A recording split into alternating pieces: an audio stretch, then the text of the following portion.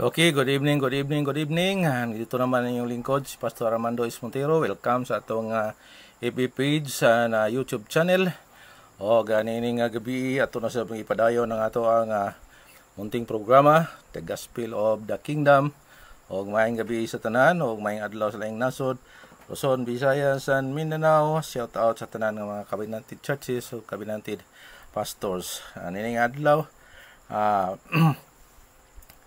ato aning oras no, alas 10 19 sa gabi, pizza 9 sa bulan sa Abril 2025.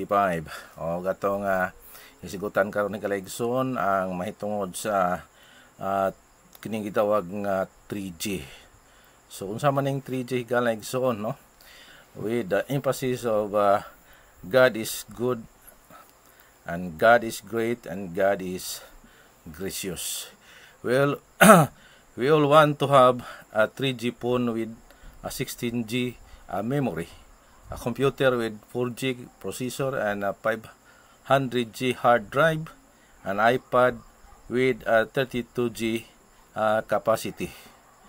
Mga kaigsunan, itong sugda na ang unang G, God is good. According to the Bible, 1 Timothy chapter 4 verse 4, for every creature of God is good, and nothing to be refused if it be received with thanksgiving. Tinod ka na mga kaigsunan na ato ang Ginoo maayo jud kayo, no?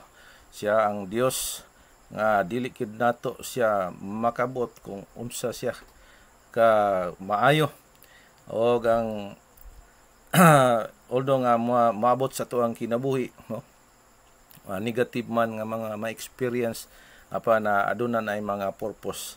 In Romans chapter 8 verse 28, all things work together for good to them that love him who are the called according to his purpose.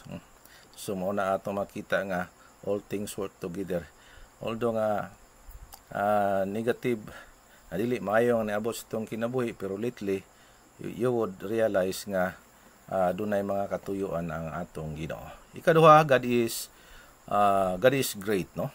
In 1 John 3:20, for if our heart condemn us, God is greater than our heart and knoweth all things. Tinuod na mga kaigsunan na ato ang Dios dako gyud kayo, no? Kung aduna tay problema nga dako kay nga problem, hinumduma nato nga aduna tay Dios nga dako kayo. Sa lain nga bahin, gamay pud siya kay musulod siya sa atong hunahunag kasing-kasing, og nasayod siya sa tanang mga butang, labi na sa atong kinabuhi. Matud pa niya, God is greater than our heart and knoweth all things. Nasayod siya kung unsa ang atong problema. Nasayod siya kung unsa ang atong gipangandoy o gitinguha.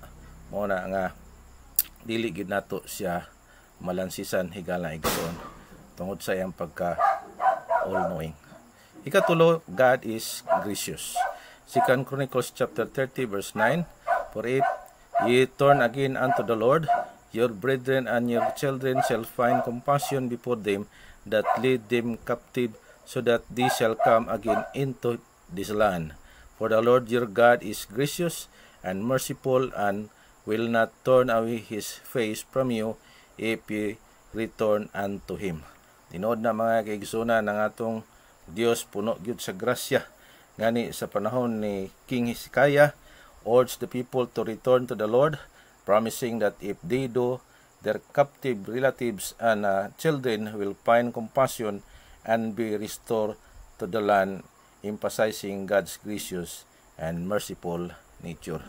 So mao na ang panahon ni King Hezekiah, nga nanawagan siya sa mga Israelites nga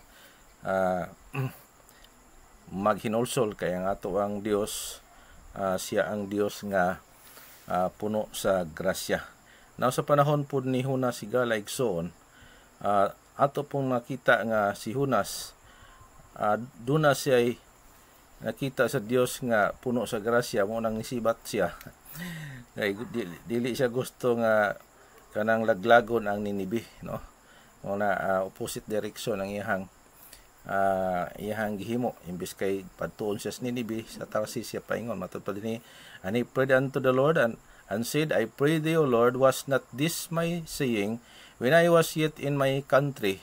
Therefore I plead before unto Tarsus, for I know that thou art a gracious God, and merciful, and slow to anger, and of great kindness, and repentest thee of the evil. So, mga mga kaigsuan na spoil si Jonas, no? Nagbuot-buot si Jonas, no? Gusto unta sa Ginoo nga muobey pa na daghang nadamay niya tungod kay nag-disobey siya sa sugo sa tuong Ginoo. Pero nagpabilin gyapon nga puno sa grasya nga atong Ginoo tungod kay gikaon siya sa isda o sa Ninibe gyapon siya giluwa.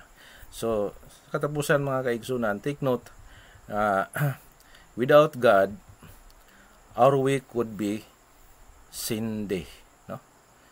Imbis kay Sunday, Sunday. Kung wala tayo Dios, masalanon ang maong adlaw sa atong kinabuhi. And without God, our Monday is become Monday. No? Monday. So mo na ang walay mga Dios. Kanunay ga mourn ang adlaw nila. Without God, ang Tuesday mahimong Thursday, no? Thursday. Puno sa kagol. O without God, our Wednesday is become Wednesday. Without God, our Thursday become Thursday. And without God, the Friday, it become Fight Day. And without God, the Saturday become Saturday. No? Remember, 7 days without God is 1 week. Mga kaigsunan natin makita din eh. In our lives, we only need one day, one God who has a timeless warranty, an unlimited memory, and has love last through eternity. Therefore, we must come before God in our prayer, because prayer is the most wireless and unlimited communication without disconnection. So daghang mga salamat mga kaigsunan.